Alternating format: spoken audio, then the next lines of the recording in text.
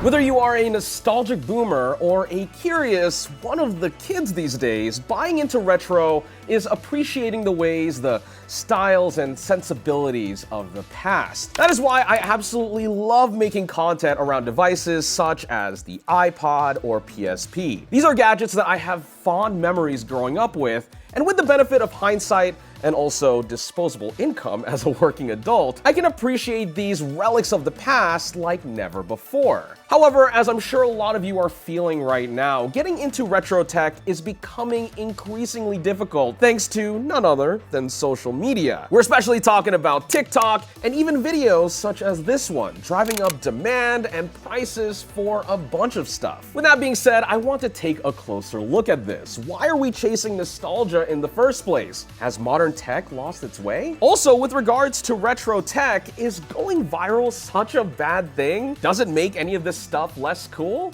Let's break it down.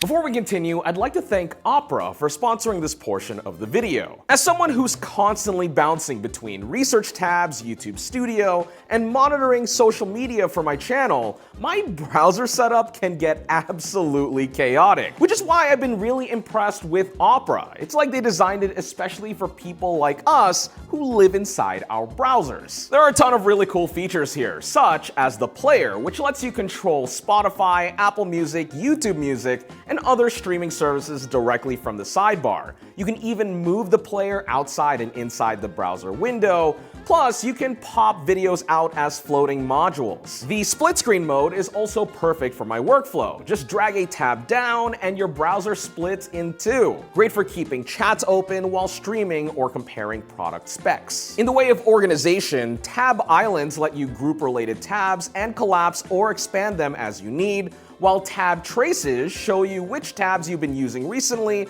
with a subtle visual cue, which can be super helpful if you got like 30 plus tabs open like I do. On top of all this, there's Aria. Hit Control// to ask questions in a handy command line, generate images, or analyze them without leaving your current page. No extra tabs, no interruptions to your workflow. Again, super neat. And as always, the dynamic themes are gorgeous with customizable animated backgrounds, UI colors, and even browser sound effects. If you would like to check out Opera for yourself, click the link in the description below, and huge thanks again to Opera for sponsoring this portion of the video.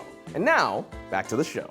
Going retro definitely has a ton of upsides, and one of the biggest draws is best described as the benefit of hindsight. Sometimes you have a thing that might have been polarizing or unappreciated for whatever reason back in the day, but ultimately matures to where it makes a bit more sense now. Take, for example, the Zune, Microsoft's first-party media player from the 2000s, which basically rode on the coattails of the iPod throughout its entire existence. It might have not been everyone's first choice, at least going by the sales figures, though it did at least have its own dedicated following back in the day. However, currently in 2025, there is absolutely a newfound appreciation and love for these things, especially with features such as the larger screen than the iPod, and even unique features such as wireless music sharing. This new wave of excitement over the Zune is partly through osmosis with people feeling nostalgic for MP3 players in general, though also I guess the Guardians of the Galaxy movie definitely played a role as well. But as I'll discuss later in the video, the sensibility and simplicity of older devices such as Zunes and iPods are definitely something I think can thrive quite well in today's collective consciousness. Additionally, this appreciation for older tech isn't any less justified when it's void of practical benefits. Abstract reasoning, in my opinion, is every bit as valid too. How certain devices make us feel, the emotion they evoke, and what they represent also play a role as well. This original Game Boy especially comes to mind here. By today's standards, it is a pretty mediocre experience, at least unmodded. That green monochrome screen is trash, the battery life sucks, not to mention that you can basically emulate every one of its games with relative ease on your smartphone or computer. However, despite the gripes, this huge chunky brick was absolutely the best way to play games on the go as a kid. It spawned some of the most iconic game gaming franchises of all time, it was absolutely the bee's knees. And I swear, holding this DMG in my hands now in 2025 momentarily transports me back to the 90s. You know, when all I had to worry about was my ABCs and not my W-2s. God, I hate the IRS. Commit tax fraud. And this brings me to something that I've been thinking quite a lot about lately. You see, for as much as modern tech has advanced, allowing for speed and convenience in accessing information and getting tasks done, this improvement definitely comes at a cost. When you really think about it, every optimization made makes it easier to lose sight of the process on how to do things, as well as the level of intimacy in the user experience. Going back to when we were using iPods regularly, you had to curate your own music, download albums, rip CDs, allocate time to sync music because USB at the time was pretty slow. By today's standards, this could be seen as cumbersome and outdated. Hell, back in the day, honestly, it was pretty annoying too. However, credit where credit's due, it was a more deliberate process. It was more personal and required thought. Compare this to the experience we have today with music streaming services, where you have unfettered access to every song in the world for a small monthly fee. Here, we almost have the opposite problem, where there is so much to listen to that decision paralysis runs high among users, requiring automated curation for discovery. And when you really think about it, we just made radio with more steps. And just like that analogy as well, you don't own the music on those streaming services either. It's all fun and games until someone goes toe-to-toe with Spotify and some of your favorite songs aren't available anymore. By comparison, running something like an iPod or a modern-day DAP can scratch that old-school itch in 2025, striking a balance between digital convenience without being too cumbersome. Hell, you could even run it back farther to more physical formats such as CDs, cassettes, or vinyls to really learn and appreciate your music, making a ritual out of picking off media from your shelf, listening to one album at a time. Granted, this might not be for everyone. What I love about my Zune and my iPod is that these things aren't connected to the internet, which means I'm met with fewer distractions. Focus is key here, and when you're constantly connected on your smartphone, for example, it is so easy to play music but then do other stuff like watch multiple videos, Twitch streams, read blog articles, check social media. The temptation to find a distraction is so real with all the stimuli. At least this is coming from someone that likes to give a dedicated time and place to music, especially when listening to my favorite artists. If there's any validation out there that we don't need to necessarily AI this and smart that with every new tech product that comes out, this is one of them. Because sometimes the constraints actually make us more creative, not less. Okay, let's take a break from this philosophical chat for a moment, because I can't make a video about retro stuff and not actually have something out here for show and tell. So, inside of this box is a third generation iPod that I bought from eBay, which I believe has most, if not all, of the original accessories and packaging. Immediately, even just looking at the slipcover on this box, you can tell that this is packaged and presented as a premium product. Apple has always been pretty good at marketing, and you can imagine this sitting on a store shelf or on a window front and it grabbing attention from everything else around it. This thing definitely turned heads back in the day. Opening this bad boy up, we have that it's designed by Apple in California, as always. Over here, we have what I think was the original packaging for the Apple headphones, though if you're wondering what all of this dust and debris is, this is actually the cover that you would put on the earbuds before you put them in your ear, though they have very much disintegrated over the past 22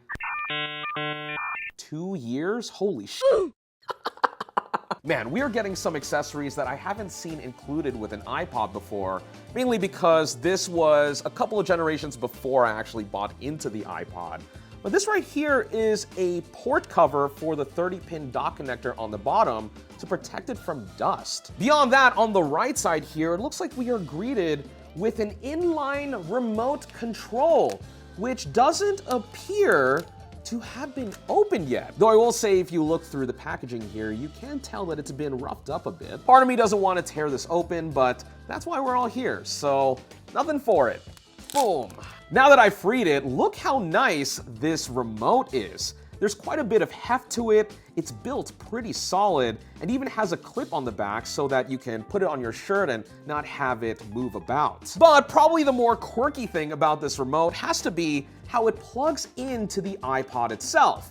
As you can see, it has a 3.5mm pass-through that is tripole, but also uses a 4-pin connector as well right next to it. This honestly seems a bit convoluted just to control your iPod without needing to hold it, though I will say that I did grow up with not this particular iPod, but a launch model PSP, which absolutely came with its own rip-off version of this remote, down to this weird connector itself. And last but certainly not least, inside of this pouch, we have, an included holster for your 3rd generation iPod. Actually, it feels pretty high quality. You even have a little Apple tag on there. That's cute. But of course, the piece of resistance, we have the iPod itself in all of its glory. Look at this. Oh, there's some heft to this.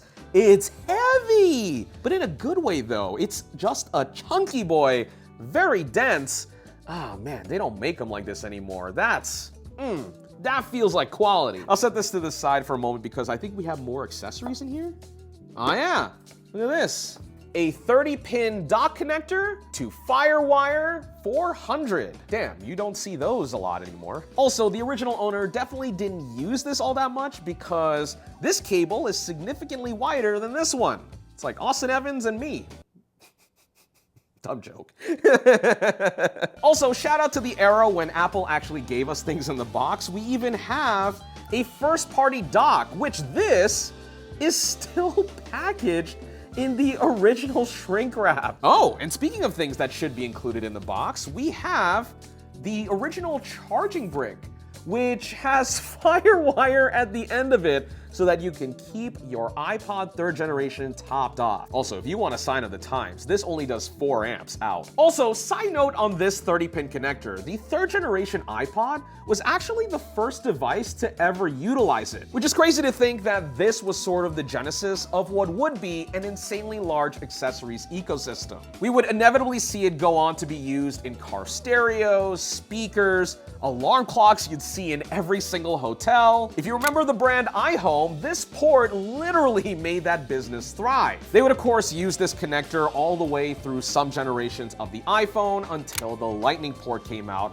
which was even more lucrative. But yeah, that was basically everything that was in the box. Sadly, we don't have the original Apple headphones in here to see what those were like, though I don't remember them being particularly good. However, just give me a moment to get this thing charged, sync up some music, and I'll be right back. All right, status update. So normally this is the part of the video where I get to show you the iPod all up and running and give you some impressions on what it's like to use in the current day. But sadly, I've hit a roadblock. You see, even though the person that sold me this 3rd generation iPod told me that it was tested and fully working, that is definitely not the case. This thing is stuck on its Apple logo boot screen, and even plugging it into an old Mac that should technically support it yields no success. Which is a shame, but honestly, it's all part of the game. I am not deterred. I do plan on fixing this iPod, albeit not right now for this video since it's beyond the scope of what I want to talk about, but rather in a couple of weeks for another piece of content. I already got parts coming in, some upgrades as well. It should overall be a pretty fun time, especially since I've never used this generation of iPod before. So definitely stay tuned to the channel. Now, as unfortunate as things are with my iPod, I couldn't have asked for a better segue, because as we can see, retro tech certainly has its downsides. For some people out there looking at particular gadgets and gizmos, sometimes things might not necessarily go as planned. But take a step back, and philosophically, the question of whether you should or shouldn't get into retro tech can get a bit complicated. Answering a question that I posed in the beginning of this video, does going viral on social media make retro tech any less cool? Granted, there's a bit of nuance here, but generally speaking, I don't think so. Because even if prices go up and some people hop on the bandwagon, it is nice that they are gaining new perspectives regardless. Call it naive, but I think there is value in people seeing how much things have progressed, for better or for worse, and they might even learn a bit more about themselves and their relationship with tech. However, practically speaking, I also can't ignore the massive influence that TikTok and social media have had on making retro tech trendy and accessible. I can't necessarily blame random 16-year-olds on the internet for falling in love with the tactile experience of the iPod for the first time. But on the other hand, it certainly drives up prices and demand to levels that can be pretty unreasonable for some pieces of tech. We've seen this especially with retro games and now with cameras. Canon PowerShot point-and-shoots from 2005 that were chump change 10 years ago are now like $80 to $150 on eBay. Though, in all fairness, higher demand can also equal access in other ways. Counterintuitive to some of the points I just made, popular devices like the 5th generation iPod or even the original DMG Game Boy still have thriving enthusiast communities where parts, mods, and documentation are plentiful, all thanks to the internet. Emphasis on the obvious fact here that these are devices that are not manufactured anymore. Hell, we've done our fair share of modding and refurbing products on this channel, so if you like that type of content, consider subscribing. Using retro tech can often be a labor of love, which